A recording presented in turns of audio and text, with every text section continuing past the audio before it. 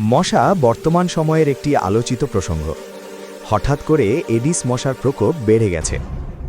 Dengue জ্বরে অধিক হারে আক্রান্ত ও মৃত্যুর সংখ্যা মানুষকে চিন্তায় ফেলে দিয়েছে। ক্ষুদ্র প্রাণী মশা কি আসলেই ব্যতিক্রম কোনো জীব, যার কারণে আল্লাহ তাআলা মশার উদ্ধৃতি পবিত্র কোরআনে তুলে ধরলেন?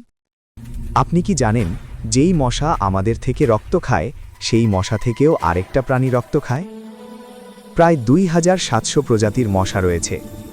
মশার 100রও বেশি চোখ রয়েছে। মশার মুখে 48টি দাঁত রয়েছে। একটি মশার 3টি পূর্ণ হৃদযন্ত্র রয়েছে। মশার নাকে 6টি পৃথক ছুরি রয়েছে এবং প্রত্যেকটির কাজ আলাদা।